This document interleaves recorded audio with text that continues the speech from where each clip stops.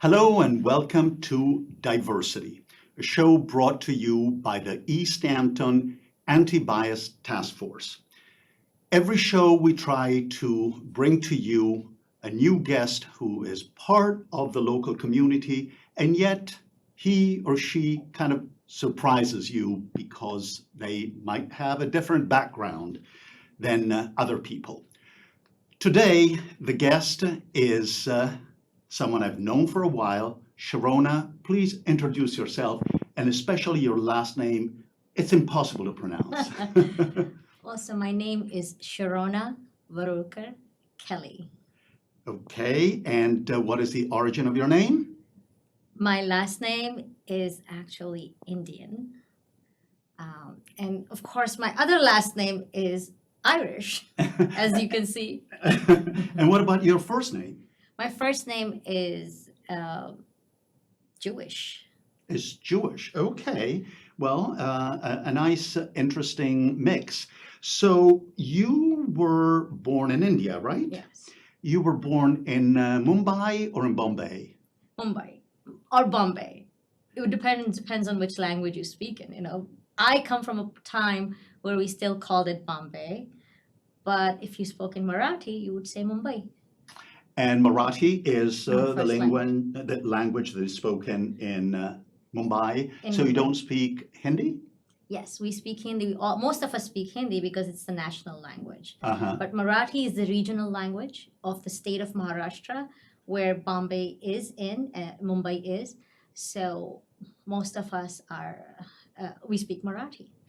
So how did you end up in Amagansett? I believe you live in Amagansett, Yes. right? Was there like a direct flight from Mumbai to Amagansett? Well, you wish. I didn't even know Amagansett existed, or East Hampton, or for that matter, Long Island. I grew up in India and I lived in Israel, and eventually I ended up in New York. It is a long, circuitous journey, long story. Sherona already gave us a couple of interesting clues. Her first name is Jewish and she lived in Israel. We will talk in a few minutes about the strangest combination I personally have ever encountered, and that is a Jewish Indian person. I always think that Indians are all Hindu, but we'll find out more. So, how long have you been in Amagansett? I've lived in East Hampton actually for just 2 years. Uh-huh. Before that, I was in Port Jefferson, like we say, Up Island. Up Island. And before that, in many places. But I ended up here because my husband used to work for East Hampton School District, and he had a home here. And we eventually, with COVID, moved out here full time. And you're also working here, right? Yes, I have my own practice. I'm an acupuncturist. Mm-hmm. So, new to the community, but not new to Long Island, and certainly not new to the United States. Yes. As an Indian, do people expect you to be a techie from Bangalore? No, they don't. No, most of the time people don't know what to make of me because many people think I'm Hispanic. And and that's fine with me, except I don't speak Spanish, which I wish I did. But I don't know what people's expectations are. Have you met other Indians on the east end of Long Island? Not. There are very few Indians, and many of them seem to be really, situated in New York City, and then they have second homes here, possibly. But I don't really meet any Indians here. But I do know that there are. When you tell people, no, I'm not Hispanic, I am not Latino, I am Indian, are there sort of stereotypical comments or notions that people have about being Indian? I wouldn't know. I never asked them. But I don't prescribe to any notions. If I see a boundary, then it says break it. unless of course these are boundaries that are important and necessary. But stereotypical boundaries, no, I don't prescribe to them. I do not accept them, and I prefer to be who I am. True, but people have their own preconceived notions of things, and oftentimes it is up to us to try to help them see over and beyond. Yes. For example, one of the things that you told me is that you grew up poor in India. What does it mean to be poor in India? Because perhaps we have an idea of what it means to be poor on Long Island, Yes. maybe. But what does it mean to be poor in India? Well, did you see the movie Slumdog Millionaire? Well, the neighborhood you saw there is called. Perhaps remind us about that movie for the people who are not Oh. familiar with it. Well, it's a Slumdog Millionaire was a blockbuster, from I understand, in many places in the world, and it talks about it's about a boy who grew up in very poor conditions, and he grew up in this slum, like really poor hutments, in a locality called Dharavi. Okay, and now that Dharavi slums are world famous. I didn't grow up that poor. Hmm. I grew up maybe a step or two up from that. So a step or two up from slums. Uh, you grew up expecting your life to look how? To have a job, or to have a menial job, or to stay home? What were the expectations? Expectations as a woman growing up in India were very minimal of a woman. She was to grow up to be a mother, a wife, a daughter in law, and be demure, be quiet, put her head down, her gaze down, and listen to what she's told. She's basically a slave. You seem to be very different than what you've just described. Yes, you're married and you are a mother, but I don't necessarily see you the demure woman who just keeps her gaze down and does what she is told. How did you evolve into the person we have here in the studio right now, who seems to be perfectly integrated in life on the East End? Well, I think my mother was the key, though she didn't know it. She always stood up for what is right. She did wear the pants in my family, so that helped. Also helped the fact that I was not a typical Hindu family because, and this is a generalization, but we Hindu families tended to be Hindu or Muslim families tended to be more conservative, um, more fixed expectations about what a woman should do or be. Um, by contrast, Jewish women had a bit more leeway. Hmm. Uh, Many Jewish women were educated. And while in my family, I'm the first one to hold a degree, as a woman, to hold a degree, to go to school, uh, there were not that many stereotypes where I was told, while I was told how to be a, good woman, good mother, good wife, I was also told that you have to get an education. And that was the key, the first thing, because that was my ticket out of where I grew up. What did you study? Where did you study? And did you actually work in India before you left India? Yes, I did. I went to undergrad school. I studied zoology and marine biology, and I wanted to become. I wanted to do my PhD, be a scientist at that point, but I realized there were not too many opportunities for graduate school and what you could do. I wanted to do, wildlife biology. And when I went to graduate school to look for graduate school, all I saw was people doing lab work. I'm like, oh, wait a minute, what kind of wildlife biology will I do being in a lab? And probably it was maybe my own limitation that I had no, guidance or didn't know much. When I said, no, this is not what I want. And eventually I went to study, to do grad school in business administration.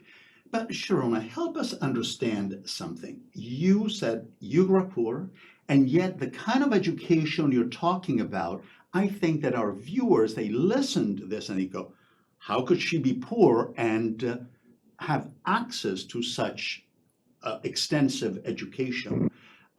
Is it expensive to get an education in India? Was it difficult to get accepted in the schools that you mentioned? Well, it is not as expensive to get an education in India. India has the biggest educated class in the world. So if it's education is made available, and if you want to, you can find a way. And so and it was lucky. When I was in fifth grade, my tuition for school, these were private schools, but my tuition for fifth grade was 5 rupees.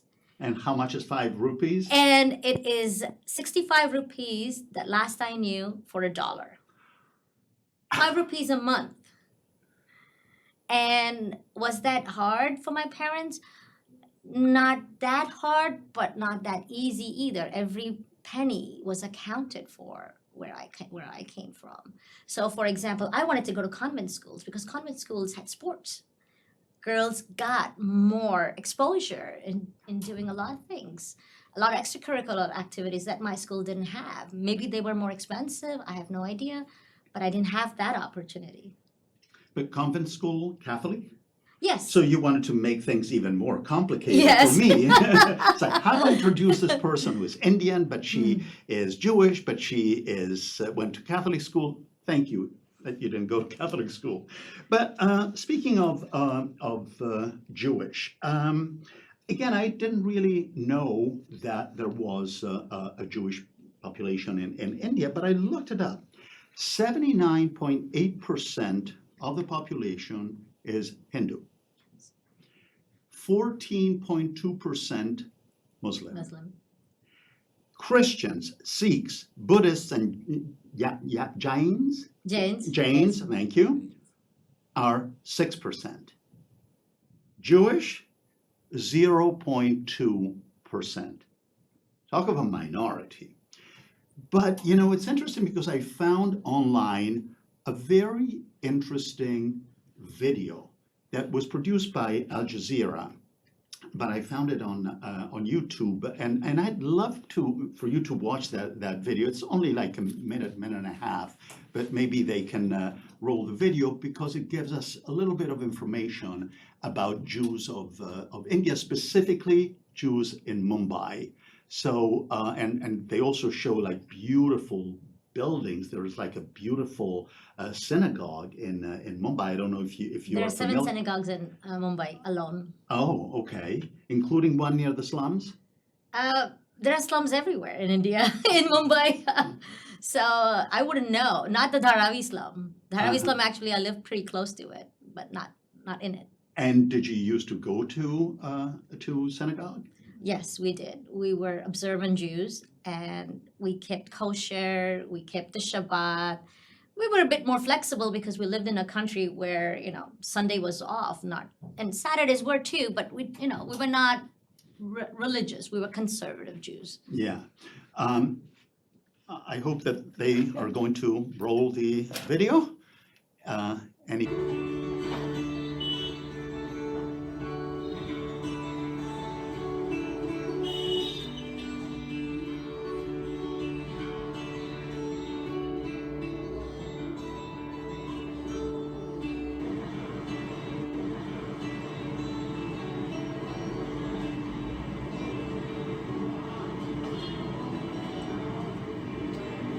synagogue requires a restoration.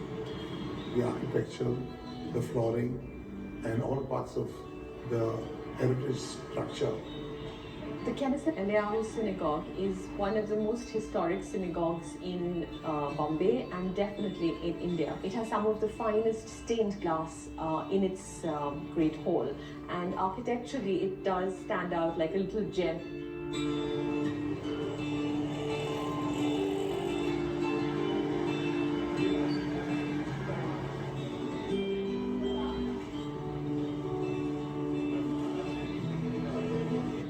Every Saturday, every festival day, all important days according to our calendar, we have prayers here.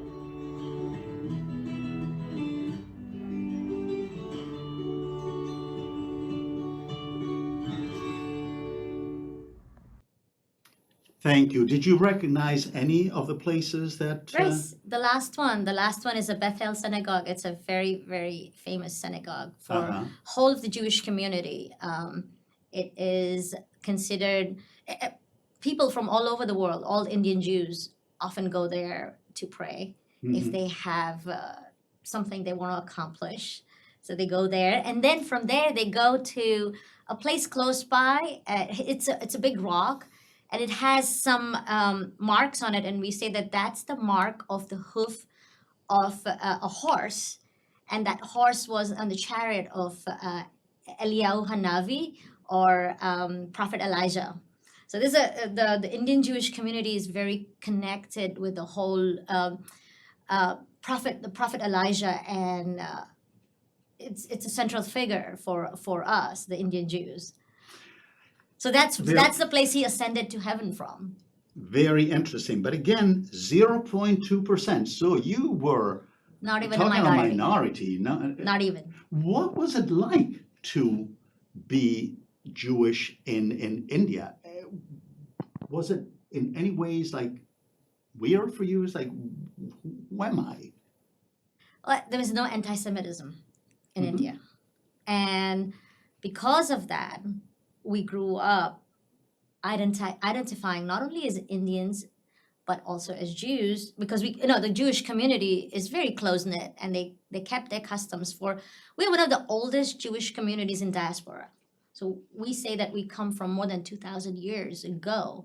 As we saw in the video, yes. Yes, and all the way from the biblical land of Israel to the Konkan coast, the Bombay coast, and so we're integrated. So what we did was, while we kept our first names, most of our first names are really biblical.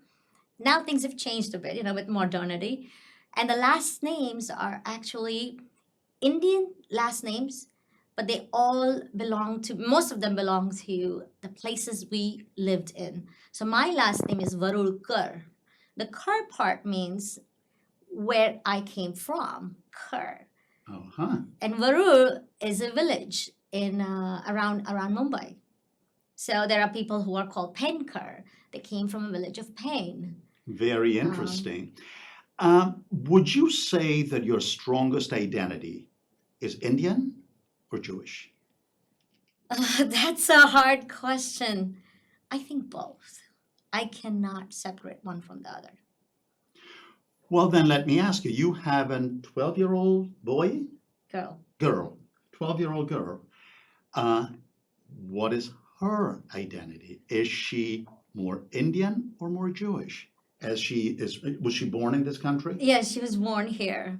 That is an interesting question. I think she does consider herself half Indian Jewish and half maybe a quarter Irish and quarter everything else that her father is. But she does recognize and understand and identify as an Indian Jew, because I do make a point for her to go to Israel with me every day, every year. Most of my family is in Israel. There are some stragglers still in India, and hopefully this year I will make a pilgrimage to India. You, among the many things you do, you're also a writer. And in one of the essays that you wrote recently, you wrote that boys in India thought I was fun, but never Indian enough. What does that mean? Never demure enough. I always spoke up. I held a person's gaze because this is what I was taught. You got to look into a person's eye when you talk, you know. That's also an Indian thing in some ways because it's about giving respect. But women were always taught to be demure, to be reticent, and not laugh loudly, not play boisterously. And that's who I never was that person. So I didn't want to pretend to be anything but who I am. I hope you don't mind if I ask you a personal question. You're married. Was it an arranged marriage? I think that all Indians are, enter marriage through an arranged marriage. It was arranged by me. No, not I never believed in arranged marriage, though I must say many of my family members, even family members younger than me, have had arranged marriages. And they seem relatively, okay with it. This is just a tradition that people follow, and even now. But I imagine that for some, or maybe many of our viewers, the idea of an arranged marriage sounds almost barbaric. You're imposing someone on your child, your daughter, or your son to marry. You're imposing that. Is that really what it's all about? Is that an imposition of will that the family exercises on their children? Well, that's not how people who go into arranged marriages think about it. For example, my parents had an arranged marriage, and my parents met at the New Year's Eve. They met, and they liked each other. They were introduced by someone, like Yanta, and she introduced them, and they liked each other. They, I think, took a walk or two, chaperoned, and decided that they liked each other enough to have an engagement. And then in a few months after that, they were married. And the Indians believe that it's marriage is for a lifetime. And so they find out about their spouse after they get married instead of before. So it sounds like you are not necessarily critical of a tradition like this. What are other Indian traditions that you really keep very close to your heart, that you think are good, solid traditions? I think the tradition of respect, tradition of hospitality, those are very important. The yogic traditions, I think, I was very lucky to grow up learning yoga, meditation, and those traditions are very important to me as to be a spiritual person, but not just as nutty, crunchy, new agey stuff. This prescribes to your life, and I have lived my life by those principles of simplicity, of honesty. I mean, and those are universal principles, Right. Making a living, not about just having to succeed for the sake of success, doing something that's beneficial to you, but also beneficial to the other person, to the community. So I try to live by that. I work my acupuncture practice. I have for now more than 2 decades that I have been an acupuncturist. I have always made it a point to see very few patients.